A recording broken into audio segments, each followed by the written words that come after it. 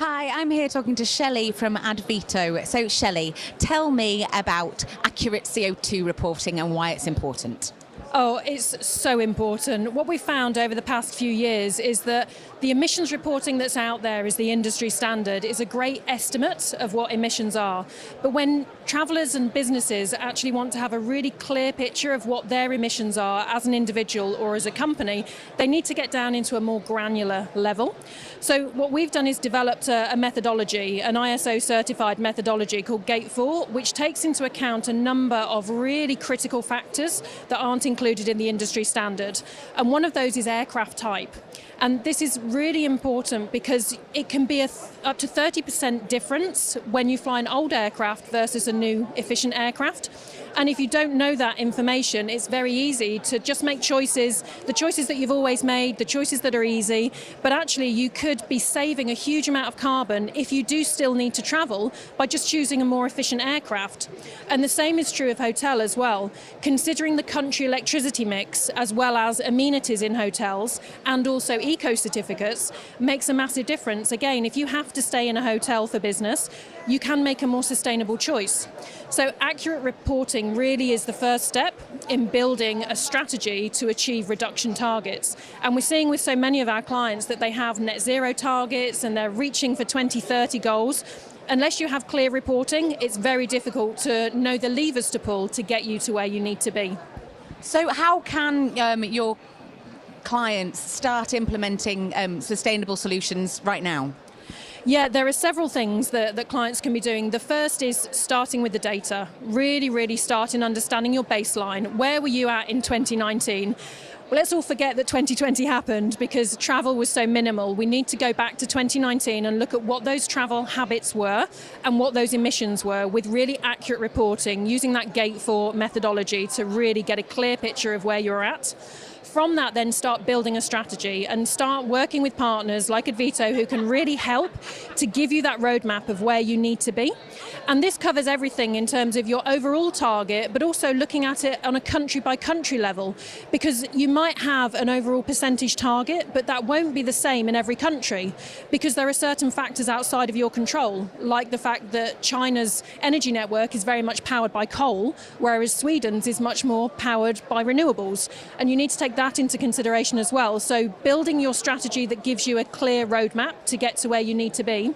And the final piece that's really important is engage your stakeholders and your travelers. Help educate them on the choices that they can make that will make a really big difference in the long run. So guiding them in the booking tool, providing them with infographics and decision guides and frequently asked question documents to help guide them in that process of deciding what choices to make, because we're in a position where we can, for the first time in our industry, press the reset button because of COVID. And if we can take any positive out of the past 12 months, it's enabled us to just stop and reconsider what we're doing. And we don't have to go back to business as usual. We can go back to meeting face to face like we are now. We're all delighted to be in an environment together. We can still travel and make more sustainable choices and just do it differently to how we've done it before. Yeah, so tell me a bit more about how travel managers can help make those meaningful choices.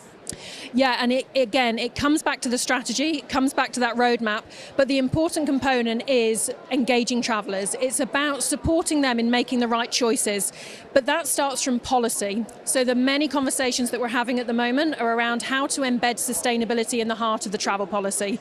Again, perfect opportunity as we look to restart after everything went on pause.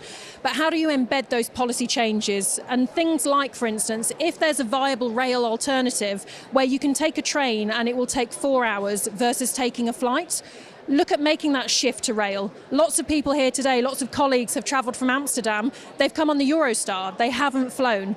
So look at making rail a much stronger component within your programme where it's a viable option. It isn't a viable option everywhere, we recognise that, but where it is, consider it and provide that policy guidance and educate your travellers on how they can make that choice. But also consider still reinforcing the opportunity to use virtual meetings. So yes, we're all desperate to get face to face again, But longer term, we need to think about what role virtual plays within our strategy and within our policies. So building that in as a core component with very simple guidelines that when it's an internal meeting, when it's a trip of 1 day or less, consider a virtual meeting. If it's a different type of meeting, then travel is an option, but make a sustainable travel choice.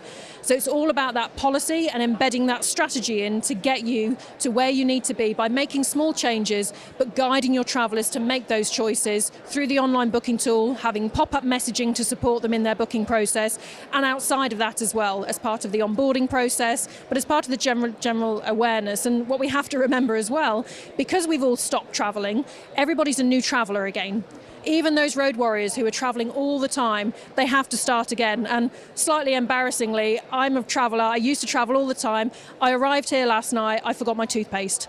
So it can happen to all of us. We need to start again. We need to remember what it's like to travel, but we also need to start to form new habits and make more sustainable and responsible choices. And in making those sustainable choices, what's the financial impact of sustainability? Because that's obviously going to be a consideration for people. Yeah, and this is a really good point. This is probably one of the big questions that we get asked a lot, that how do we arbitrate between cost and carbon? Now, a sustainable choice isn't always a more expensive choice, but it can be. So there is a conversation to be had internally with finance and with other departments to define what is it that's your driving force and how much do you want to reduce carbon versus how much are you potentially prepared to spend. Now, if we take the approach of travelling less is the biggest step we can take to reducing carbon, that's also going to reduce cost because we're not travelling. But the other piece of the analysis that I was talking about earlier, where we're looking at potentials to shift to different aircrafts or to switch from air to rail, we'll also run that what-if analysis to look at the cost impact as well, so that you can then determine if it's a more carbon-efficient aircraft but a more expensive choice, what does that mean? But the final piece is adding in a cost of carbon, a cost per tonne of carbon, to give you a total environmental cost of your trip. So you're not just looking at the ticket price, you're not just looking at your hotel cost, you're looking at what is your emissions, and let's say there's a £50, €50, $50 cost per tonne of carbon. Build that into your calculations, and then you get a true picture of what the actual cost is. And what you will find is that the less sustainable options come out more expensive because you're adding in that cost of carbon. Now, it's not as simple as just pressing a button and this automatically calculates. It's not as simple as just taking a blanket decision to say always choose the most carbon efficient option. There is arbitration between the two. There do need to be considerations, and we might just need to look at potentially shifting 50% from air to rail rather than 100%. So it's all about that roadmap, but it is about those financial considerations as well, to really take those into account and understand what the opportunities are to increase your efficiency, but also manage your cost as well, because we can't just keep spending what we always spent and keep emitting what we always emitted. There has to be a really clear balance between them.